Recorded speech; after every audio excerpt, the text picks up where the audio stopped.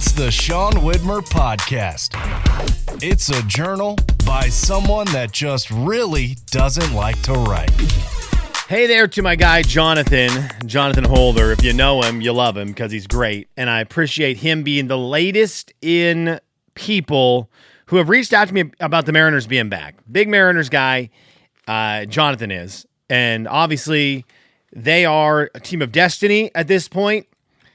They are one win away from sweeping the Chicago Cubs, who are a team that came into this insanely good. And, you know, the Mariners are 2 games back in the wild card.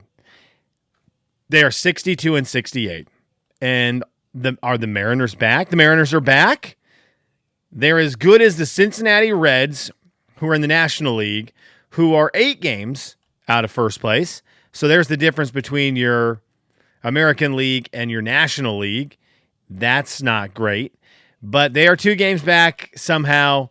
And just so much. This has been the week of the Mariners for the podcast, but I love it. Jonathan, who I love to death, he texted me last night, and he and his dad were watching the game. Keith's the man. They were watching the game, and they were like, "Look at this!" And hey, I'm gonna tell you, beginning of the week, I said you had to go back to June to find the last time the Mariners won more games than they lost in a week. Now you have to go back to last week because the M's won 4 and they lost 2. So their Mariners are back. They got this last one against the Cubs today, and then they got 3 against the Phillies. The Phillies, who are pretty stinking good also, but apparently doesn't matter how good you are because the Cubs were 74 and 54, and now they're 74 and 56. The Phillies are 72 and 58. And they're going to be given 3 losses here soon, too. So I don't know. Man, Mariners are back. Cal Raleigh hit a home run. Randy Arozarena, whose name I can never remember, he hit a home run, a leadoff home run, robbed a home run, walk-off home run. So Mariners are back. This is not a Mariners podcast. This is a movie podcast. I'm tired today, and I'll tell you why. I had just like the most polar opposite of polar opposite days yesterday. It was crazy. And both were great. That was the beauty of this. Because if I looked at it, I'm like, wow, these 2 things are so opposite. These 2 activities are so opposite. There's no way that I'm going to enjoy them both. But I would have been wrong. We had a great time at both things. So yesterday, last night was one of my best buddies here in Lexington, Mike. It was his 64th birthday. And so there was a birthday party for him. So I knew that was happening. So I kind of threw that on the calendar, and I noticed as I'm throwing it on the calendar weeks and weeks ago that even before that, my wife had thrown something on the calendar for her buddy Alex, who was doing a church potluck, but it was out in one of the tiny towns outside of Lexington called Midway, which is just a Hallmark movie. Every single thing you can think of from a summer, it's not Christmas right now. During Christmas, it would be that.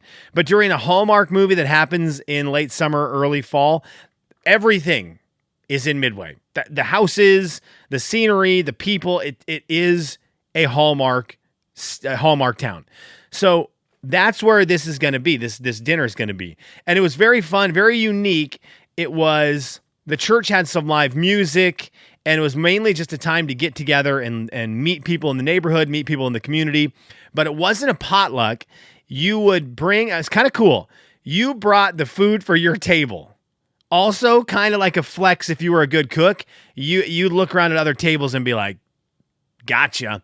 But everyone who was at your table, and he invited his group of people that would fit at the table, you would bring dishes. He divvied out dishes to who brought what. I think we brought a fruit salad, and everyone brought something, and then you had it at your table. So it was really cool, and I was just a little concerned because I'm not a dress-up guy, and it was Saturday. You know, we've been talking about how my weekends are valuable. I got Friday night, I got Saturday night. Those are my weekends. Sunday, I'm back into doing the radio show, so my weekend is done. So Saturday is important because it's my it's my weekend and I'm not a dress up guy, but I knew I had to dress up a little bit for this. The good news was it wasn't like suit and tie. So once I found that out, I was great. I had a polo shirt on. I had some pants on. I wore some boots that are comfortable. They're not dress shoes. And that was more than fine. So we go out there, and that already had me in a good mood. The drive out there is insane. You're driving through a Hallmark movie, and we get out there and just have one heck of a good time. Just hanging out, talking, eating some really, really good food, and then we hung out there till probably 9 o'clock. So then I'm like, okay, well, I want to get to Mike's birthday party. It had started at 5, and I was a little bummed out to have missed the beginning of it. So sped back. Anna stayed at home. We had a babysitter, so the babysitter had to leave, so Anna stayed at home. I rolled out to Mike's house, and when I tell you, was the opposite of both worlds. We went from very small town community church vibes, old school Laura Ingalls Wilder style meal out there to Mike's house, where his wife Kim had thrown the most insane birthday party. So I didn't understand. I still don't know it. I'm going to do my favorite thing on the podcast. All right, here. The Beatles. Okay, there's the song. The Beatles have their song When I'm 64. Guys, I don't know this song. So I'm just going to say that right off the bat. When I'm 64, they have this song. And so Mike's turning 64, and because of it, this is like a huge birthday for him. And it looked like anything you've seen from a 40th or 50th birthday party, they had it. Kim had erected a huge tent in their backyard. There was live music. There was a band underneath there. Then there was a DJ later at night. They had a brick oven pizza thing come out, and they catered it so you could get like your pizza in the front. Now I missed that. I missed the live music. I was a little late, missed all that stuff. They had a marching band come through. I missed that, but they had a marching band come through the backyard. They had, of course, a fire pit going. Hang on, what's up, dude? You want to take Rainbow Road outside? Yes. Yeah, when I'm done recording this, we'll take Rainbow Road outside. Yeah, absolutely. Yeah, what's up? You want to see if the wind makes the cars go faster? But it can't be the straight one. Can't be the straight one. Yeah, it had to be the twisty Rainbow Road. Yeah, you want to do it outside?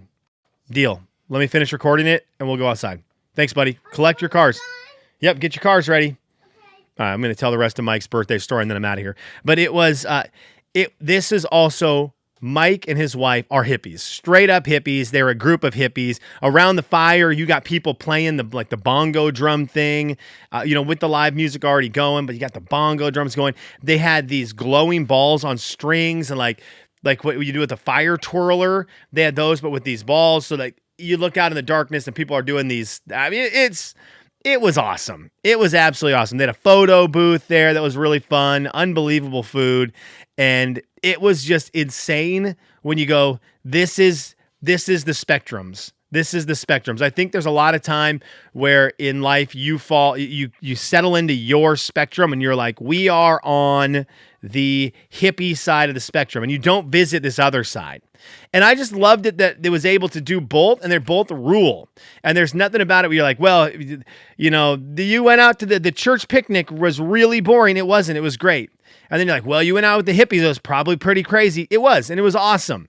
I don't know why this came up. I don't know how this started, but one of the couples there, she had, the gal she has a dog, and she keeps the shock collar in her car, and somehow that came up in conversation, and someone was like, oh, have you ever felt one of those, to feel like what the dog feels? And this led to we did a discussion about that. And then it's like, well, you should feel it. It led to just a whole bunch of these guys putting the shock collar up to their neck and maxing, seeing how far they could push it. And I thought, this is the dumbest thing I've seen, but I'll tell you what, I'm having a good time standing back and watching you knuckleheads do this. And, they all maxed it out. And they've got a new group. I think they're a brotherhood now. And that's kind of sweet. But that's the kind of stuff that was going on at Mike's birthday. And it was also one of those things. When I first moved to Lexington, I was very fortunate. My buddy Alex introduced me to this group of guys that get together at Mike's house, and they've kind of been pivotal They've been pivotal in just kind of my getting ingratiated into Lexington. There is a lot of Lexington that's very different from what I knew in the Pacific Northwest. This is kind of a bridge group where they've got a lot of Lexington in them, but they have a lot of what I know from the PNW, Pacific Northwest, like just instilled inside of them. Maybe because Mike lived in the Pacific Northwest he lived in Spokane for over a decade. And so there's this part where I feel, even though I'm not all the way back at home, I feel this like at home energy. It was crazy. It was a great night. Both parties were excellent, 10 out of 10 to both of them. And now I've got to go figure out this When I'm 64 song and realize why that was the big birthday. I'm so thankful it was, because I'm glad I was there for it. I would have hated to have missed that party. I was bummed I was a little late. Kim, I'm sorry I was late. I wish I could have been there earlier for all the crazy festivities. She threw a rockin' good party. It was amazing.